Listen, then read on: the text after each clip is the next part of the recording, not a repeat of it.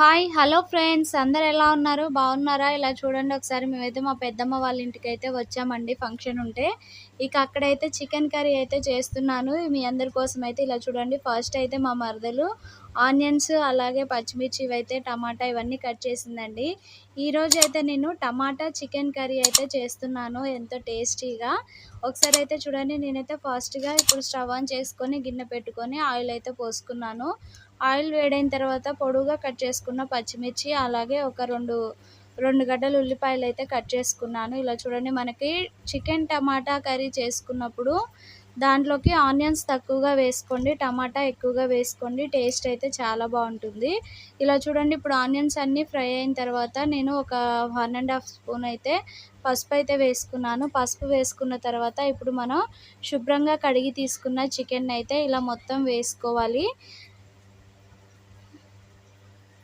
ఇలా చూడండి మొత్తం చికెన్ అయితే వేసుకున్న తర్వాత కలుపుకొని మూత అయితే పెట్టుకోవాలండి. ఇప్పుడే అల్లం వెల్లుల్లి పేస్ట్ ఇవైతే ఏమీ వేయకుండా నేనైతే ఫస్ట్ చికెన్నే ఒక 10 నిమిషాలు లేదా పావుగంట సేపు అయితే ఇలా ఉడికించుకుంటాను.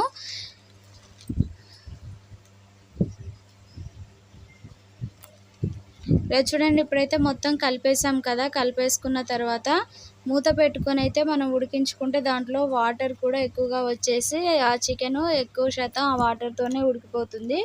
మనకి వాటర్ అనేది ఎక్కువగా పట్టవు. మనకి చికెన్లో కొంచెం జ్యూసీ లాగా కావాలి అనుకుంటే ఇలా చూడండి మూత పెట్టిన ఒక 10 నిమిషాల తర్వాత అయితే ఓపెన్ చేసి చూశాను. ఇలా మొత్తం ఇప్పుడిప్పుడే కొంచెం వాటర్ అనేవి పైకి వస్తున్నాయి. ఇలా వాటర్ ఇప్పుడు మనం అలాగే ఉంచుకుంటా ఇలా కలిపితే మనకి అడుగంటకుండా మంచిగా ముక్క అనేది మంచిగా వస్తుంది. అందుకే మళ్ళీ ఒకసారి ఇలా మూత పెట్టాను చూడండి. ఇప్పుడైతే వాటర్ వచ్చేసాయి కదండి అడుగున. ఇలాగే మూత పెట్టుకొని ఉంచుకుంటే ఇంకా ఎక్కువసేపు మనకి ముక్క అనేది ఉడికిపోతుంది.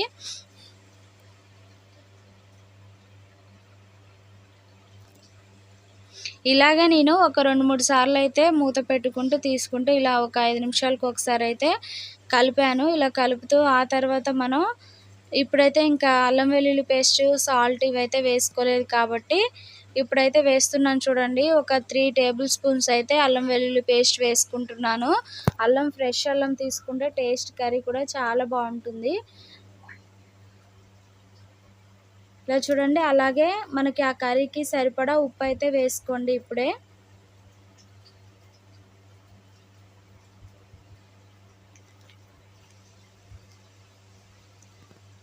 సాల్ట్ కూడా వేసుకున్న తర్వాత ఇప్పుడు మొత్తం కలుపుకోవాలి. కలుపుకొని ఇక కొంచెం మీడియం ఫ్లేమ్‌లో పెట్టుకొని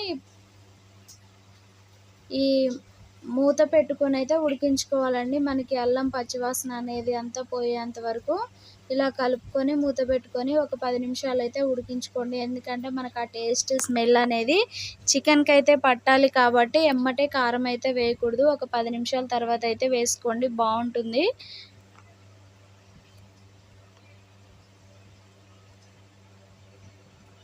ఇలా చూడండి ఇప్పుడు ఒక 10 నిమిషాల తరువాత నేను ఇప్పుడు టమాటా అయితే కట్ చేసుకున్నాం కదా, ఆ టమాటా కూడా వేసుకుంటున్నాను. ఇప్పుడు టమాటా అయితే వేస్తున్నాను చూడండి. ఇవన్నీ కూడా కొద్దిగా సన్నగా కట్ చేసుకోండి.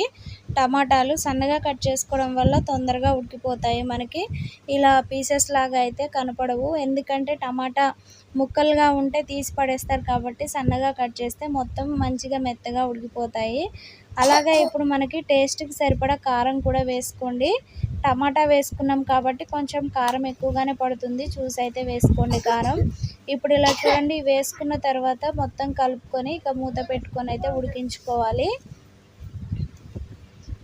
మనకి ఉల్లిపాయలతో చేసుకునే కర్రీ కన్నా మనకి టమాటా వేసుకొని చేసుకుంటే కర్రీ అయితే టేస్ట్ కూడా చాలా బాగుంటుందండి. నాకైతే ఇలా టమాటా వేసుకొని వండుకుంటే మాత్రం టేస్ట్ చాలా నచ్చుతుంది ఉల్లిపాయల కన్నా.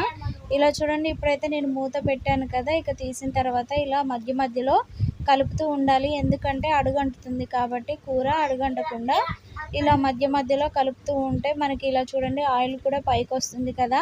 ఇక మీకు కొంచెం గ్రేవీ లాగా కావాలి అనుకుంటే కొన్ని వాటర్ అయితే పోసుకోండి. ఇప్పుడు మనకి సగం వరకు మొత్తం మనకి ఇలా ఆవిరితోనే ఉడికిపోయింది కదండి చికెను. ఇలా చూడండి ఒకసారి అయితే నేను కారం వేసుకున్న ఒక పావుగంట 10 నిమిషాల తర్వాత అయితే టేస్ట్ అయితే చూశాను. కొంచెం చప్పగా ఉంటే అయితే సాల్ట్ అయితే వేసుకున్నాను. మీరు కూడా టేస్ట్ చూసుకొని అయితే వేసుకోండి. ఇక ఇలా చూడండి ఇప్పుడైతే కొద్దిగా సాల్ట్ అయితే వేసి కలుపుతున్నాను.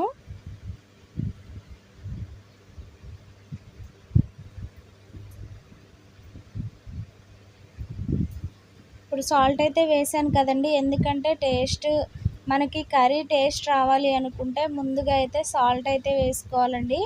సాల్ట్ మనకి కరెక్ట్గా సరిపోనుంటే టేస్ట్ అయితే చాలా బాగుంటుంది. అందుకే మీరు కూడా చెక్ చేసుకొని అయితే వేసుకోండి. ఇలా చూడండి, ఇప్పుడైతే మూత పెట్టాను. ఒక 5 నిమిషాలు ఉంచిన తర్వాత ఇప్పుడు మనకి కొంచెం నాకైతే కొద్ది గ్రేవీ లాగా కావాలి అనేసి అయితే కొంచెం వాటర్ అయితే పోసుకున్నాను. మాకు అలాగే సరిపోతుంది అనుకుంటే మాత్రం ఇంకొక 5 నిమిషాలు అలాగే ఉంచేసి ఇక మీరు మసాలా కొత్తిమీర వేసుకొని అయితే స్టవ్ ఆఫ్ చేసుకోవచ్చు. నాకైతే కొద్దిగా వాటర్ లాగా కొంచెం వాటర్ అయితే పోసుకున్నాను, కొంచెం గ్రేవీ కావాలి అనుకున్నాను కాబట్టి. ఇప్పుడు ఇలా చూడండి, కొంచెం ఉడకాలి. ఇప్పుడు మనకి ఆ వాటర్ పోసుకున్నాం కాబట్టి ఒక 10 నిమిషాలు అయితే మనం ఉడకనిద్దాం ఈ చికెన్ని.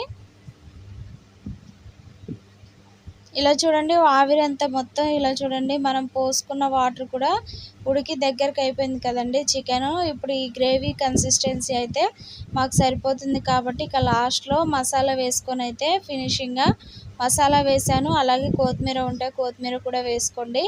ఇక మనకైతే కర్రీ అయితే ఎంతో టేస్టీగా రెడీ అయిపోయిందండి. చికెన్ టమాటా కర్రీ అండి. ఎంతో టేస్టీగా చాలా బాగుంది. మంచి స్మెల్ వస్తుందండి, మసాలా స్మెల్ అయితే చాలా బాగుంది. చూస్తేనే నోరు ఊరిపోతుంది ఈ స్మెల్ వాసన చూస్తేనే. ఇలా చూడండి, ఇక మనకైతే టమాటా చికెన్ కర్రీ అయితే రెడీ అయిపోయింది కదండి. మా వీడియో మీకు నచ్చినట్లయితే ఒక లైక్ చేయండి, షేర్ చేయండి, సబ్స్క్రైబ్ చేసుకోండి, బెల్ ఐకాన్ని కూడా యాక్టివేట్ చేయండి. Thank you for watching. Bye bye.